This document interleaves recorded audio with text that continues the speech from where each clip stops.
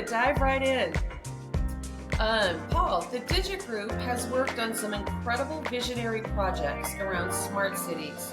When you think about the day to day operations of delivering those projects, what parts of the process feel most efficient and what parts still feel like they require more time or manual effort than you would like? Huh. Well, if it wasn't for people, projects would be easy. It's always Amen. about the people quotient.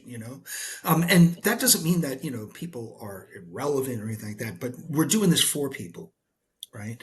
And sometimes I almost feel like a politician trying to get everyone to agree to their piece of what we're trying to do because the projects are so large.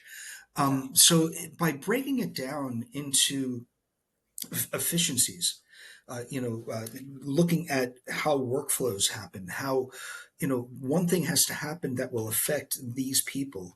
Mhm. That's the key. It's like being a conductor of like an orchestra. Right now the strings are not. It's not your time. It's the brass or it's the percussion or it's the violins. Yep. All these different things have to work in concert with each other. And Yes. I think that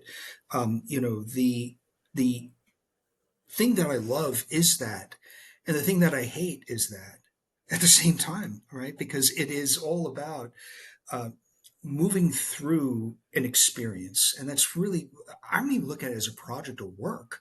It's this experience that we're in.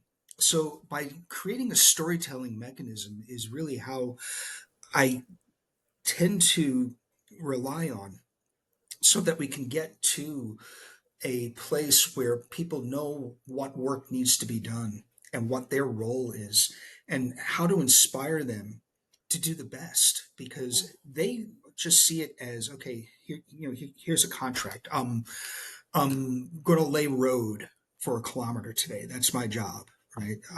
I lay road. Well, laying that road is so important because later on the experience is if you did not do that right, there could be a pothole, there could be something that now affects what the use is of that. But people when they're working, they just want to work and they just want to get it done so that they can go home and watch Thursday night football tonight. I mean, that's really what their experience is. So to get them to think inspirationally that what you're doing is so important, you may be sweeping, to clean the room at the end of the day because that's your job. Well, do the best job possible, right? Have inspiration behind that, that you did a good job, right? And so by breaking that down into, those components of storytelling in pieces, hopefully at the end of the day, we create a novel and that then becomes a bigger story. So creating the environment for workers, that plumber in his Ford F-150, it's important what he's doing, right?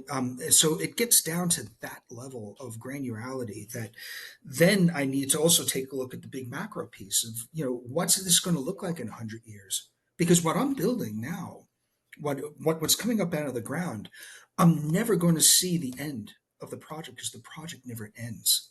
So how do you create an energy? How do you create a community around this piece of dirt and have Mhm. people care about it? Right. So, Yes. especially the newer cities that we're doing around the world, Mhm. which is why I use a cultural anthropologist as my design mate. Right. I have to understand the people.